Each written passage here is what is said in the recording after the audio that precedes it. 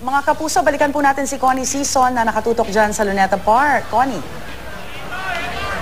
Yes, Howie at Rhea, tuloy-tuloy pa rin nga ang pagpasok naman ng mga grupo, individual, mga magkakaanak, papasok dito naman sa Quirino Grandstand at Luneta area, no, kung saan nagaganap na ang Million People March, no.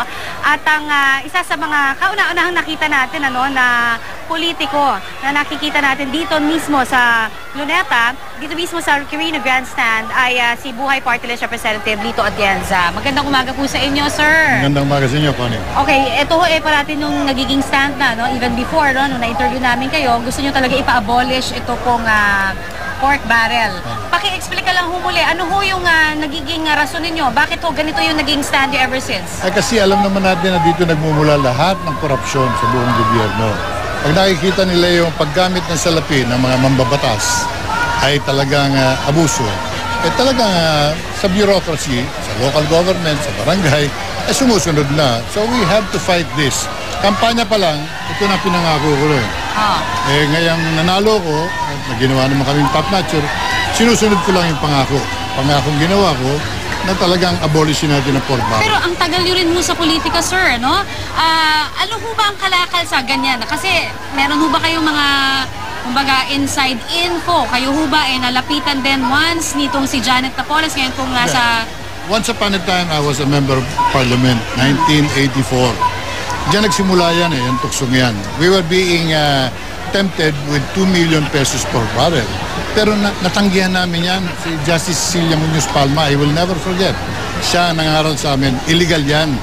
Dahil hindi pwedeng tayo nag-appropriate, tayo nag-approva, tayo gumagastos. So we rejected it. Hindi natuloy yung panahon namin. Kaya alam namin na ito'y isang tukso na kailangan labanan. Ito'y paraan sa paggamit ng bayan, pera ng bayan sa illegal na paraan. So that's the reason why I'm committed against it. Ito ho kasi alam naman natin na nagkakabigayan ng pork barrel. Pero marami pa rin sa mga Pilipino hindi alam kailan ba nagaganap yan. Ay nako, napaka... Kumbaga perfected na yung sistema Pero meron ng mga operators na namamagitan. Kaya lumalabas pa lang yung special allotment. Nagkakabigayan na dyan Para bagang i-assign mo yung pork barrel mo sa amin, kami magmamaniobra, kami na bahalang humanap ng NGO, kami na hahanap ng proyekto, yung komisyon mo available na. Pero paano ho yan? May mga paraan ba? Kung talagang gugustuhin ho maging matino ng isang politiko, no, na mapunta yung kanilang budget, may paraan naman siguro, no, na para malaman nila na doon mismo. Connie, the very concept na yung sabi namin noon, ulitin ko ngayon, yung kami nag-a-appropriate, kami nag-a-aproba, kami ang gumagamit ng pondo is by itself, to me, unconstitutional, illegal.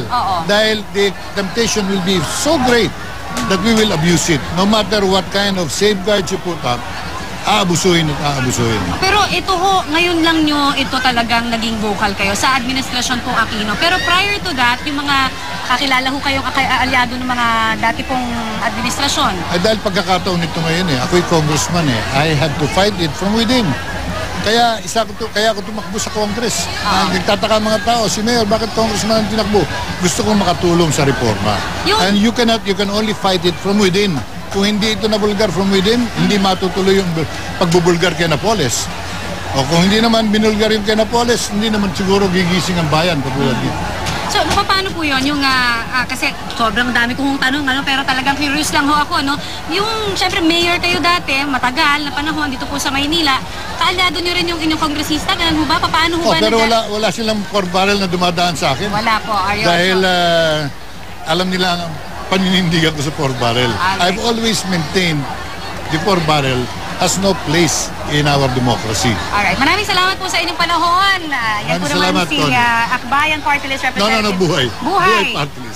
Sorry po. Nalilito na sa sobrang dami po ng mga naririto ngayon. Buhay Party List Representative Lito Atienza. Maraming salamat po muli. Maraming salamat. Thank you.